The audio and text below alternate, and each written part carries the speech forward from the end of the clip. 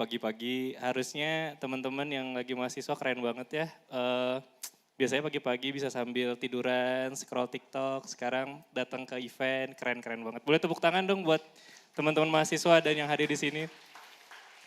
Oke, perkenalkan saya Lukman, seperti yang tadi disampaikan. To be honest, saya backgroundnya di bisnis, jadi sekarang Qadarullah lagi bantu banyak klien-klien kita yang ada di Kids Indonesia. Jadi kita lagi banyak berusaha dan banyak nanganin kasus-kasus nih, terutama terkait Google Cloud.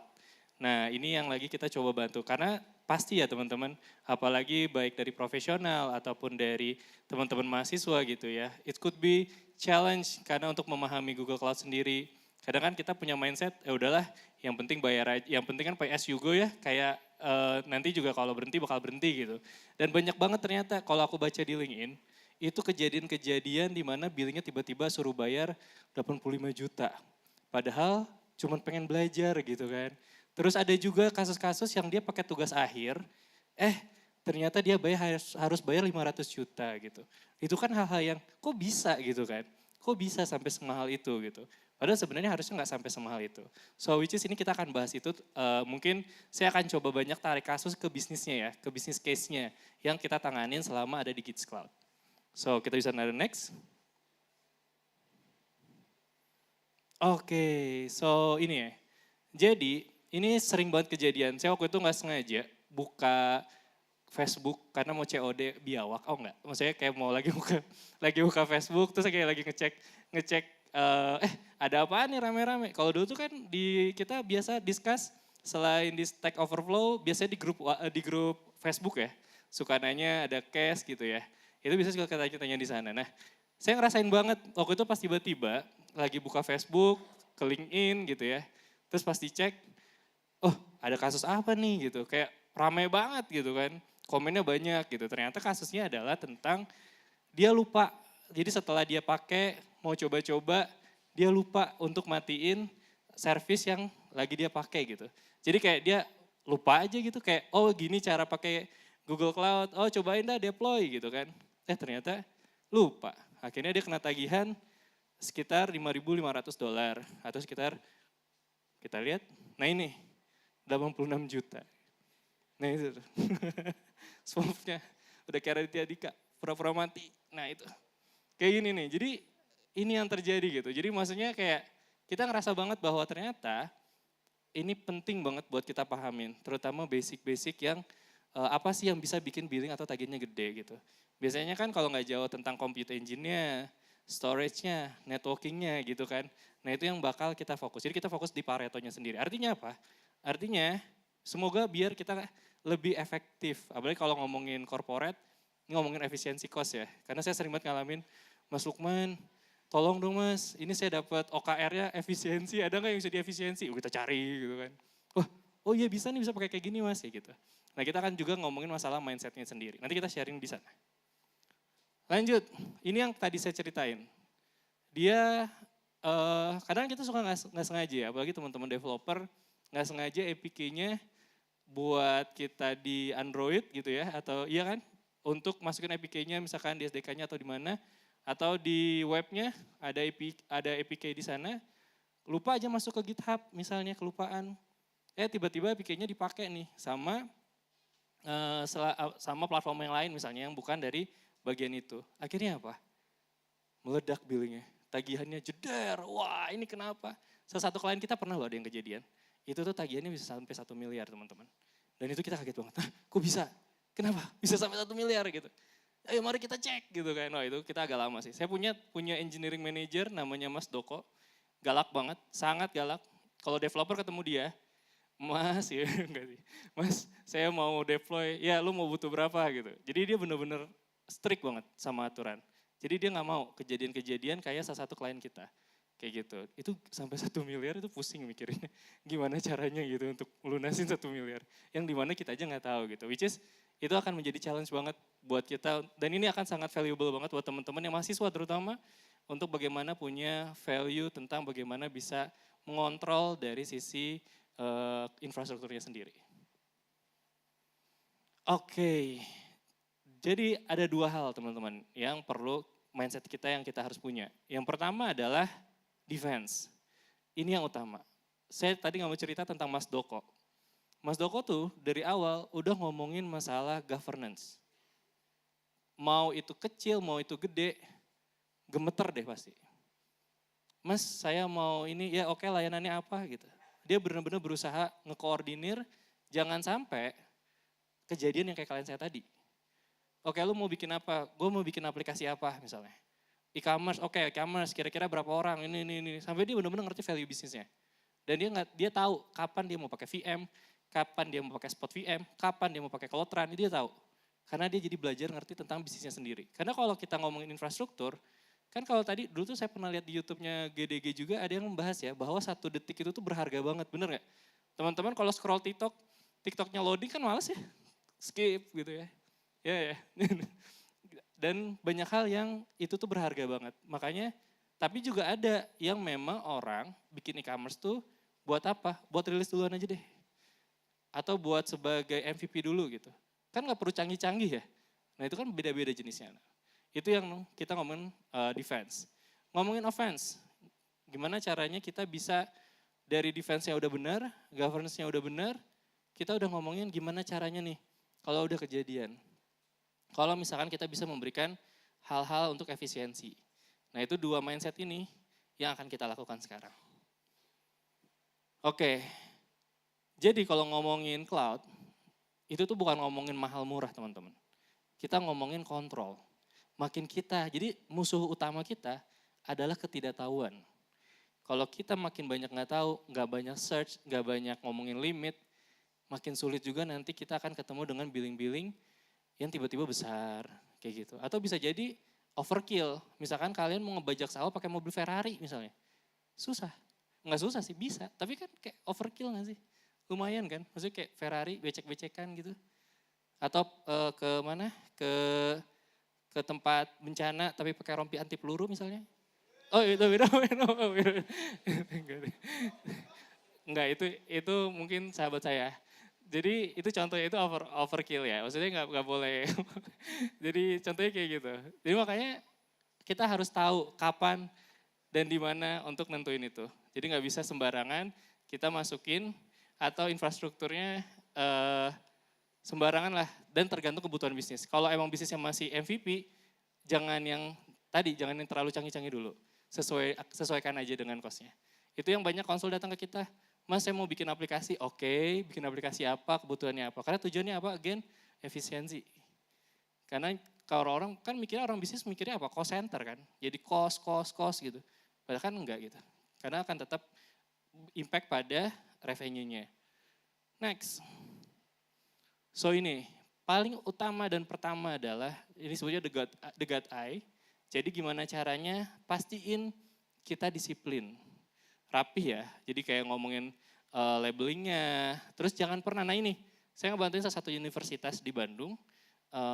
Dan saya bikin SOP-nya, untuk apa? Biar nggak berantakan. Karena nanti pasti dipakai mahasiswa, kalau nggak ada SOP-nya, ribet. Ini tiba-tiba billing naik nih kan.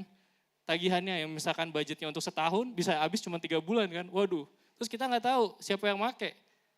Ini nggak mungkin ya dicari, apa sih biasanya kalau anak-anak TikTok tuh suka ngelihat nyari di mana. Di data-data mahasiswa nggak mungkin, ini mana gitu kan nggak mungkin.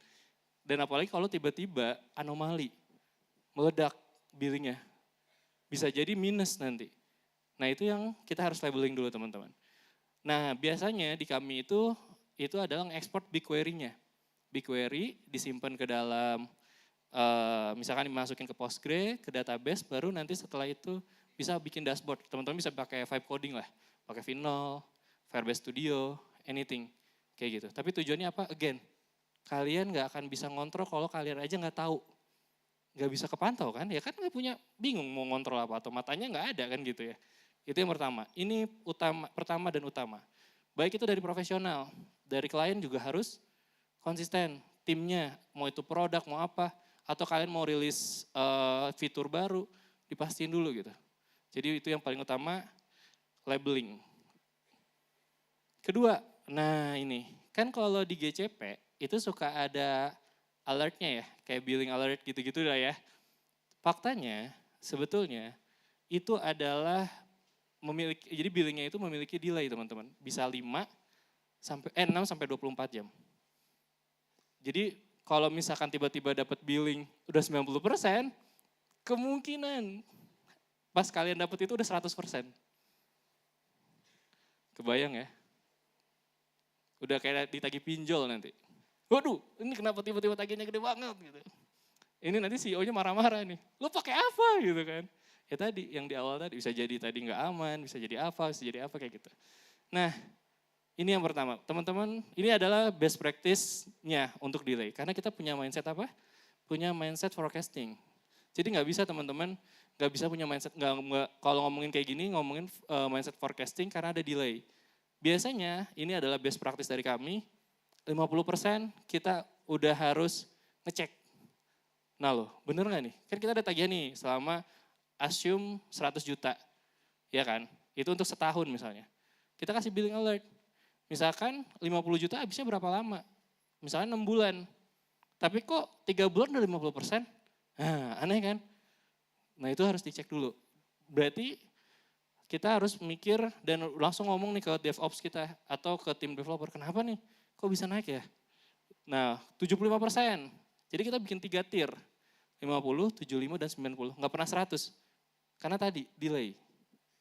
Jangan pernah 100. Kalau 100 udah bisa jadi 200% nanti tiba-tiba tagihannya. Jadi tetap ya di per tier 50, 75, dan 90. Jangan sampai 100.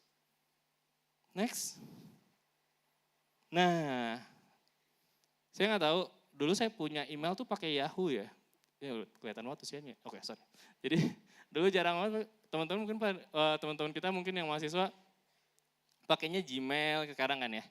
Tapi sekarang ngerasa nggak sih kalau email tuh kayak cuma sekedar buka notif doang atau isinya cuman komen-komenan sama like. Iya, gitu. Atau enggak nungguin apa? Nungguin COD-an, barang resi misalnya kan. Nah itu di email sekarang pakainya gitu kan. Nah ini best practice dari kami adalah jangan ke email, ke Slack atau ke WhatsApp. Bikin channel Slack atau grup WhatsApp untuk men-trigger itu. Jadi nanti prosesnya dari trigger yang budgetnya misalkan hit 90%, kasih notifikasi nanti dari PubSub ke Slack atau WA, baru masuk ke Cloud Function. Artinya apa? Untuk ngecek dulu nih biar tahu. Karena kalau apa? Karena saya tahu kalau email, either itu isinya nantinya adalah verifikasi Roblox, iya kan ya, verifikasi usia kan sekarang ada di Roblox ya. Terus apa namanya ya email-email sosial media gitu-gitu. Tapi kan saya punya email 2, emang dibaca? Kan enggak, jarang gitu. Biasanya bikin email kedua kan, namanya misalkan nama lukmanworks@gmail.com. Kalau misalkan tiba-tiba ada warning, kita nggak ketahuan gitu. Nah kayak gitu sih. Itu, jadi pastiin kita notice terhadap hal tersebut. Next. Nah ini juga sama, disebutnya dengan hard stop. Kita harus ngebatasin again, kita ngomongin limitasi.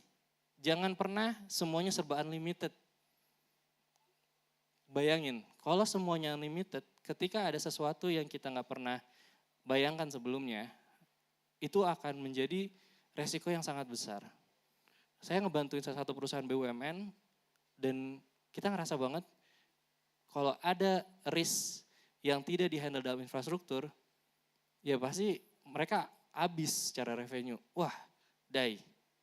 Dan itu tuh kita kasih tahu best practice-nya kayak gini. Jangan nih kayak gini, kalian mau pakai apa? Oh buat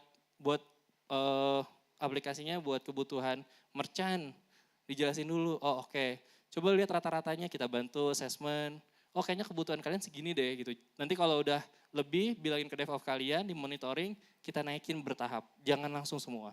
Kan mentang-mentang punya duit kan, gampang mas, banyak duit gitu. Ya tapi nggak gitu. Jadi itu ya teman-teman. Jadi limitasinya perlu dilakukan. Pertama di compute engine ini paling gede kan soalnya. Compute engine, VM-nya misalkan jangan di limit di 20, terus juga dari, karena GPU yang paling mahal ya. Di cloud itu GPU yang paling mahal, itu juga di limit juga. Nah ini teman-teman bisa pakai. Next, oke. Oke, sambil jalan coba ya. Oh nggak jalan ya? Oke, sambil loading.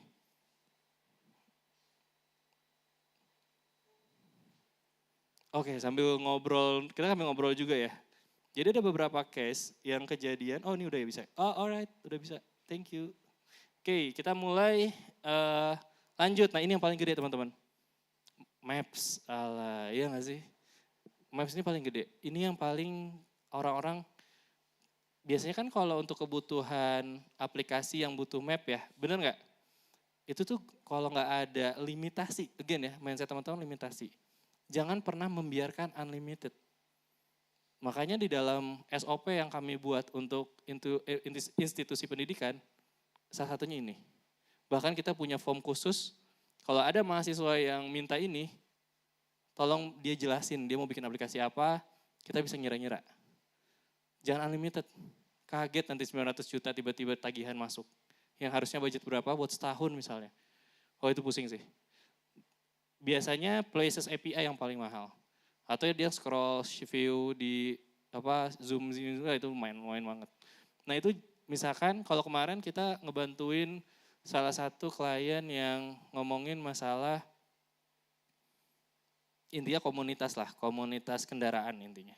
Dan dia tuh mau bikin kayak Waze yang dia itu bisa, kayaknya tuh nggak tahu ya namanya tuh yang kalau misalkan ngomongin yang suka lari itu apa sih? Saya lupa pokoknya itu aja lah ya. Strava, bener, thank you banget, Strava. Dia bikin mau kayak Strava, tapi ini buat kendaraan misalnya. Strava dan sebagainya, terus kan dia pakai Google Map API itu. Itu kita cek dulu. Ini tuh butuh nggak? Oh ternyata 10.000 tuh untuk sehari misalnya. Oh ya udah oke, kita 10.000. Kalau misalkan tiba-tiba dia mati maps-nya, kita naikin lagi dikit-dikit. Terutama pas mau UAT. Jadi sebelum ke production kan UAT dulu tuh. Nah sebelum ke production UAT kita cek dulu gitu. Jadi bertahap naiknya. Nggak langsung di unlimited. Nanti kalau unlimited tiba-tiba ada gangguan, ada disfungsional, pusing. Karena kita kan nggak bisa ngecek terus ya. Ini codingannya gimana sih?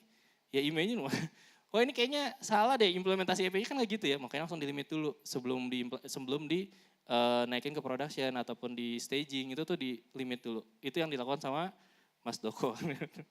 Yang bikin deg-degan emang developer. Oke lanjut. Yang kedua ini. Again kan kita ngomongin defensif.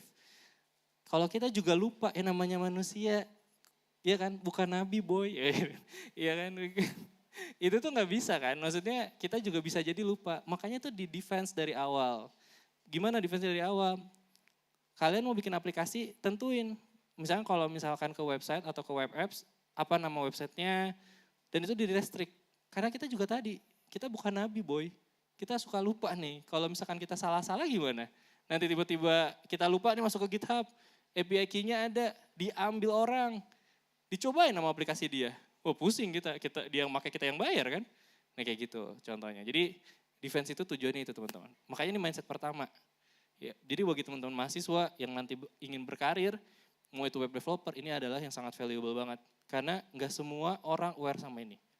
Dan ini best practice dari kita nanganin salah satu big 10 company yang kita handle di perusahaan kita. Jadi ini, dan juga tadi kita dapat pengalaman ya soal tiba-tiba dapat tagihan 900 juta.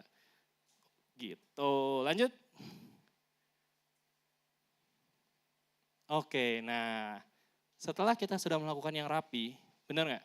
Setelah kita melakukan hal yang rapi, setelah kita coba memastikan semuanya tadi disiplin, penamaan, limitasi, jalan ya kan. So kalau imagine kalau udah kalian bikin aplikasinya ya kan, udah mulai staging, ini udah siap nih, UAT lancar, bagus, oke. Udah mau masuk ke Go Production nih. Kita udah mulai siap-siap untuk coba apa sih yang bisa kita lakukan di sini. Karena masih materi kita tentang diskon ya. Biasanya ibu-ibu senang nih diskon. Gitu. Enggak, bapak-bapak juga senang kalau ada infrastruktur yang diskon atau dapat kredit. Oke, kita lanjut.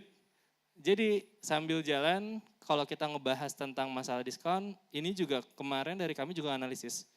Ini mana yang bisa lebih hemat. Again, saya coba ngulang lagi ya, repetisi adalah cloud itu bukan soal mahal murah, ini kita ngomongin kontrol. Kontrol, bukan mahal murah. Kalau kita pun ibaratnya kalian di rumah pakai mau ngehemat listrik, diganti semua lampunya LED, tapi AC-nya nyala terus, ya sama aja, ya kan? Atau kalian ngeganti ini, Tapi itunya misalkan apa yang bikin boros ya bakal tetap boros gitu. Makanya kita ngomongin kontrol. Oke, sambil jalan. Oke, sip. Nah ini teman-teman. Ini adalah the decision metric. It could be useful buat rekan-rekan dari profesional. Jadi dari rekan-rekan profesional dan teman-teman bakal valuable banget kalau ngerti ini. Kenapa? Karena ngomongin spot VM, terus juga ngomongin CUD, bukan cash or duel ya teman-teman. Ya itu beda lagi, itu yang lain, bukan COD. Ini CUD. Terus cloud run, terus kita ngomongin on demand. Nah ini yang kita ngomongin offense. Kita udah mulai persiapan menyerang nih, kayak gitu. Oke, tapi ada satu kata-kata yang paling penting di sini. Jangan pernah optimalisasi semuanya. Iya kan? Kayak semua dioptimalisasi. Enggak, pilih aja 3. 3, best practice kita dari 3. 3 yang pertama adalah compute, DB, sama juga networking. Jadi nggak usah semuanya, oh ini saya mau lebih efisiensi gitu. Ya tadinya mau gerak bisa jadi akhirnya pincang gitu kan. Kok pincang? Iya, larinya cuma sampai 10 km doang gitu kan. Gara-gara limitnya terlalu banyak misalnya. Makanya itu fokusnya 3 aja. Jangan banyak-banyak. Jadi jangan everything semua mau di optimize. Oke. Nah ini contohnya. Kalau rekan-rekan ngomongin project atau produk, ini kita ngomongin projectnya contohnya adalah e-commerce. Misalkan front end-nya adalah menggunakan Cloud Run. Terus workernya biasanya pakai Spot VM. Misalkan buat kalian deploy dan sebagainya. Karena Spot VM ini bakal bisa tiba-tiba mati atau apa kayak gitu. Terus juga ngomongin CUD. Ini udah ngomongin DB. Database kan paling tinggi ya. Udah pasti akan sustain. Apalagi kalau kita bikin aplikasi-aplikasi absensi. Ya kan? Itu pasti akan terus jalan gitu. Nah itu bisa pakai CUD. Sesuai kan? Maksudnya kita nggak semuanya everything di efisiensi. Enggak. Tapi pilih 3 yang utama dulu. Yang terutama bakal besar. Oke. Nah ini adalah Spot VM.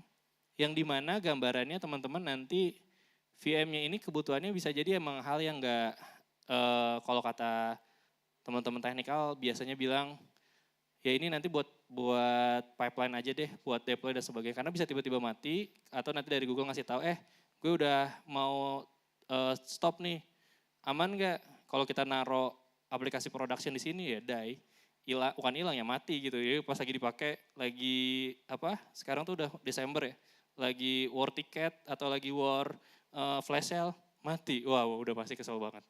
Nah ini Spot VM, diskonnya bisa 60-91% sesuai dengan dari VM pricing ya, di Google Cloud VM pricing. Kita next. Oke, nah ini Spot VM biasanya digunakan untuk apa? Biasanya buat pipeline, CI/CD, batch processing, AI training. Nah ini teman-teman harus tahu juga fungsi dan kegunaannya. Dan apa namanya lebih kayak, wah kekurangannya juga gimana nih kontranya. Dan teman-teman kalau tahu itu bisa mau petain. Jadi lebih gampang ketika kalian mau develop aplikasi, mau bikin sesuatu itu lebih gampang. Kayak gitu. Dan biasanya jangan pernah naruh production di Spot VM, karena bisa tiba-tiba mati yang tadi saya bilang, kayak lagi war ticket, lagi dipakai misalnya platformnya buat war ticket, yang konser atau apa tiba-tiba mati, yang ngamuk-ngamuk si Indonesia nantinya. Kayak gitu. Kita lanjut. Oke, nah ini offense ketiga ya. Sebentar. Oke, kita ngomongin offense ketiga, di sini ngomongin CUD. Dan bukan COD ya, COD cash or duel gitu, mau dicek dulu enggak gitu ya. Tapi di sini kita ngomongin analisis dulu, kita tuh sustain brace-nya berapa lama. Misalkan teman-teman bikin aplikasi absensi. Ternyata setiap jam itu misalkan stay gitu ya, misalkan karyawannya ada 10.000, terus stay biayanya misalkan di angka 10.000 atau di angka 100.000 per jamnya. Itu ada nanti COD analisisnya. Nah, jangan rule number 1, jangan pernah commit 100%. Jadi minimal 80%.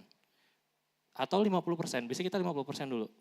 kita komit 50%. Biasanya kita bayar misalkan jangan langsung 100%. Kalau 100%, kita nggak tahu tiba-tiba aplikasinya kenapa.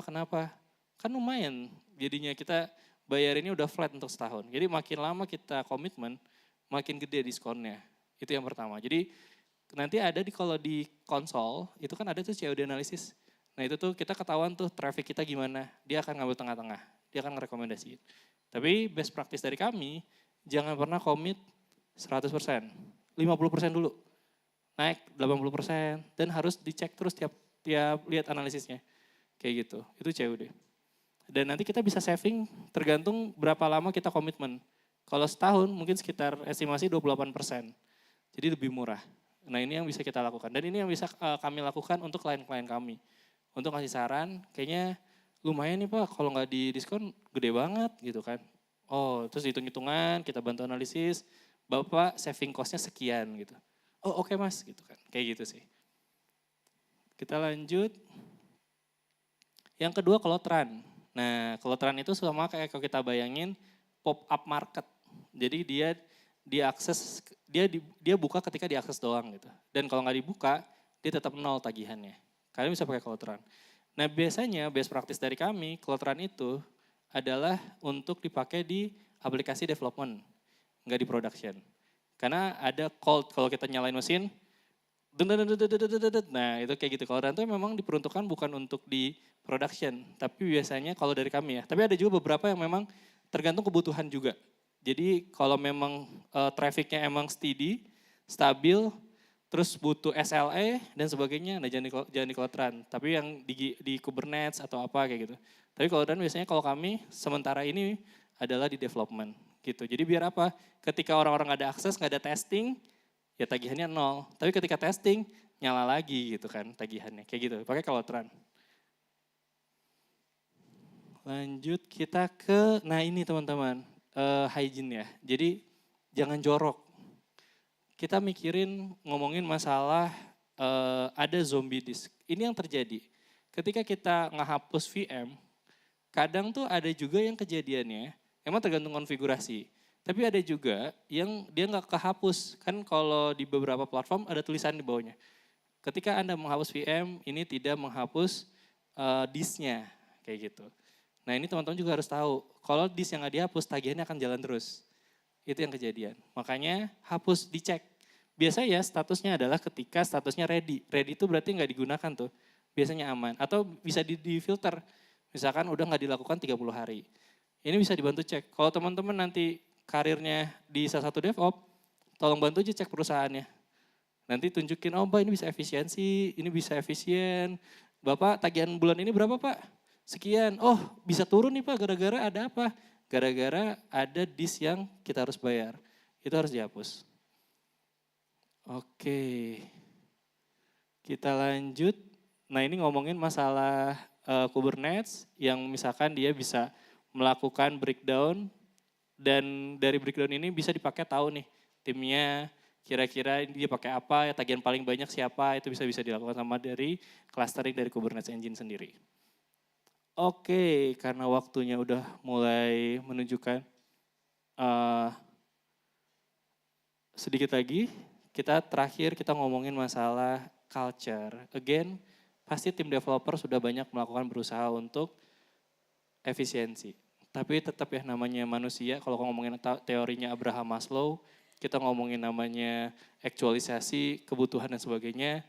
Kalau kita dari corporate berhasil bikin culture yang bagus dan bisa menjadikan efisiensi ini sebagai reward, mereka bakal happy banget, terutama dari sisi engineer. Kayak gitu. Nah ini kejadian, sekali kejadian yang tadi disampaikan di awal, kalau misalkan teman-teman memang misalnya kejadian, nauzubillah min zalik, ada satu hal yang bisa teman-teman lakuin, yaitu kita punya ada yang namanya program WiFi ya. Jadi di mana ini hanya sekali. Dia kalian ketika ada kejadian, nauzubillah min zalik, kejadian sekali, kalian tetap bisa mengajukan ke Google dan jelasin kejadiannya gimana. Kayak gitu. Itu yang paling penting. Jadi dan itu hanya sekali, tapi berapa potongannya, prosesnya itu depend sama Google. Tapi mereka akan senang banget kalau kalian menjelaskan kenapa isunya dan gimana kalian solve-nya.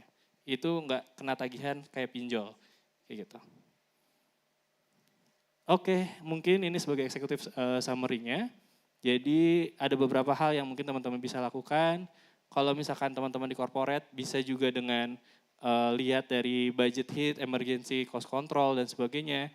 Terus spot VM digunakan untuk beberapa aspek, bukan untuk aplikasi full, tapi dibagi-bagi dipecah-pecah biar lebih hemat. Spend CUD, jadi tadi komitnya nggak boleh lebih dari, nggak boleh 100%, 50, 70, 80, pokoknya nggak boleh lebih dari 100%. Dan juga bisa menggunakan kalau untuk microservice, API bisa pakai Cloud Run. Oke, jadi kalau dari saya bilang don't fear the cloud, master the control. Thank you. Oke, tepuk tangan yang meriah untuk Kang Lukman. Oke. Nah, tadi udah ada banyak ya yang kita dapat ya. Mulai dari bagaimana untuk defense-nya kayak gitu. Gak jadi pakai rompi ya Kang ya? Oh enggak. Ya? Paling bawa karung beras. Oh, agak bahaya ini.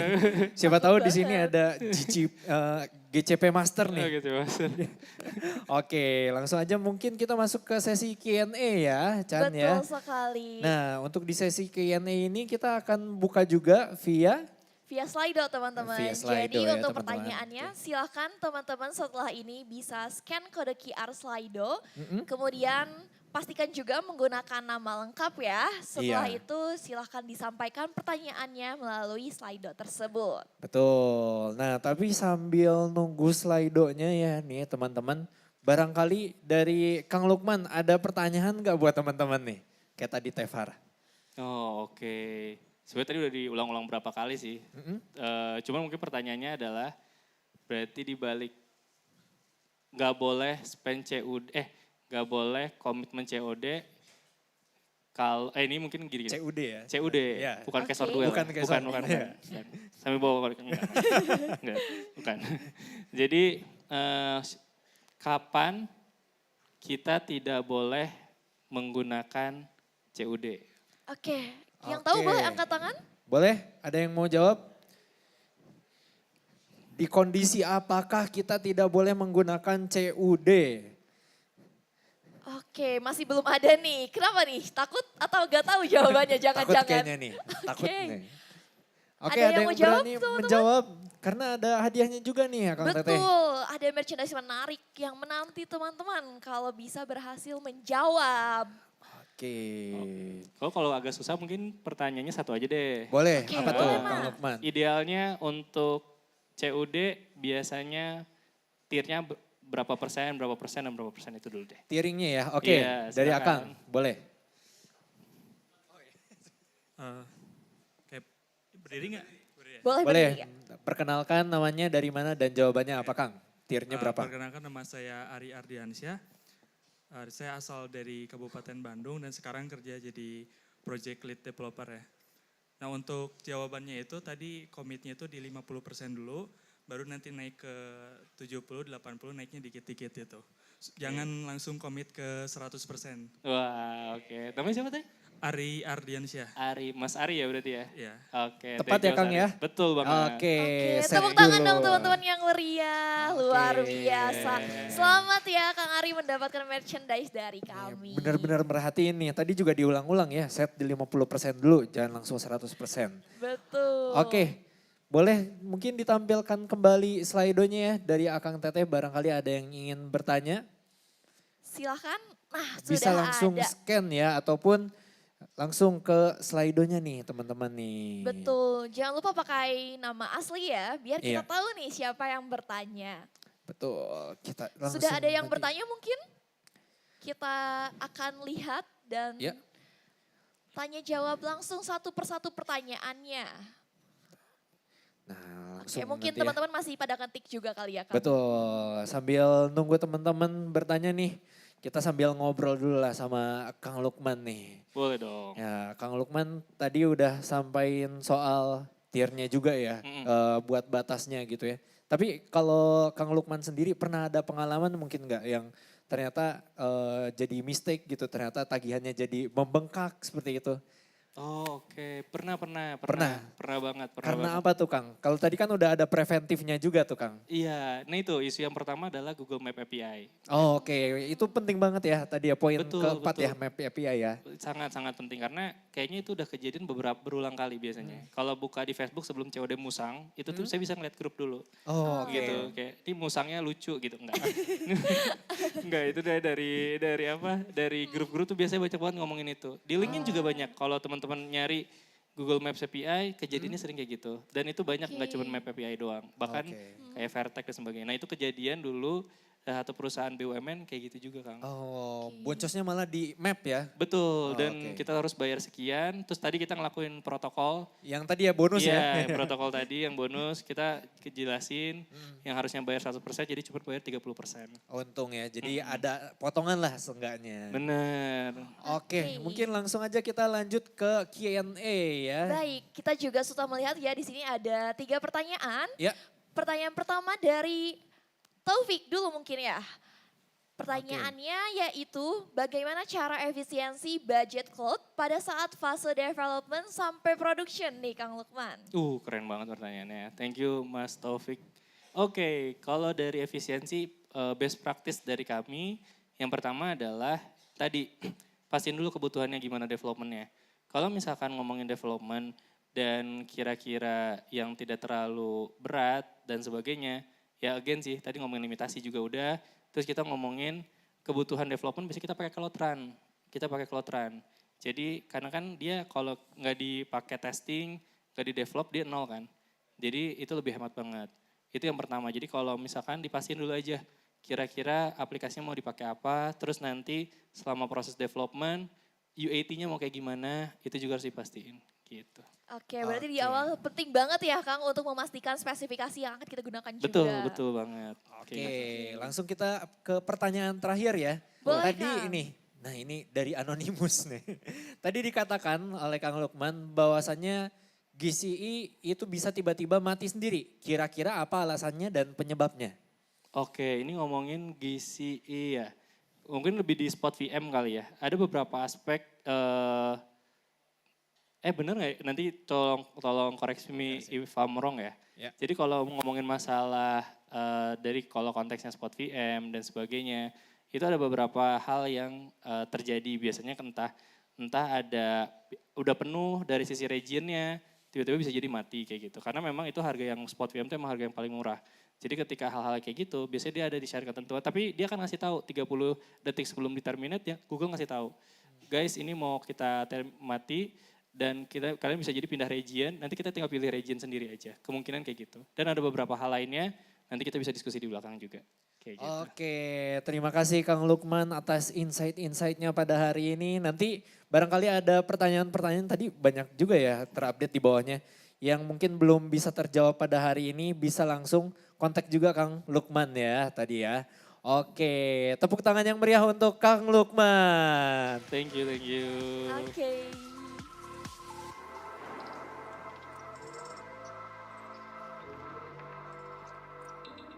Oke, baik. Setelah